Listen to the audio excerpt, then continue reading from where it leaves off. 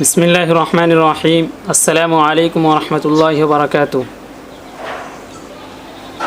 حدیث شریف میں ایک دعا کا تذکرہ ہے جس دعا کے بارے میں آپ صلی اللہ علیہ وسلم نے فرمایا کہ جس نے مریض کو 7 مرتبہ یہ پڑھ کر دم کر دیا، انشاءاللہ اللہ تبارک و تعالی اس بیماری سے ضرور شفا دیں گے اگر اس کی موت مقرر نہ ہو تو۔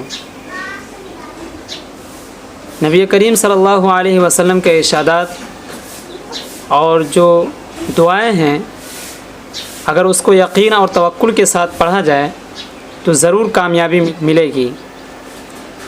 آج کے دور میں جب کہ لوگ مادیت اور اسباب پر بھروسہ کر رہے ہیں اور قرآن و حدیث سے بہت دور اور مادیت اور اسباب سے بہت قریب ہو چکے ہیں، اللہ سے توکل اٹھ چکا ہے اور نبی کریم صلی اللہ علیہ وسلم کی ذات پر کم یقین ہو چکا ہے، اس دور میں اگر یقین اور توکل کے ساتھ اس دعا کو پڑھا جائے تو اللہ تبارک و تعالی ضرور اس بیماری سے اس مریض کی شفا دیں گے۔ مدد کرنے والا اگر اس دعا کو 7 مرتبہ پڑھ کر مریض پر دم کرے گا تو ضرور انشاءاللہ یقین اور توکل کے ساتھ کہا جا سکتا ہے کہ شفا مل کر رہے گی۔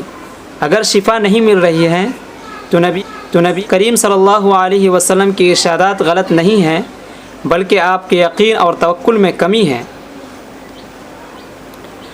وہ دعا اسأل اللہ العظیم رب العرش العظیم ان یشفیک، اس دعا کو 7 مرتبہ پڑھنا ہے، اس کے بعد مریض پر دم کرنا ہے۔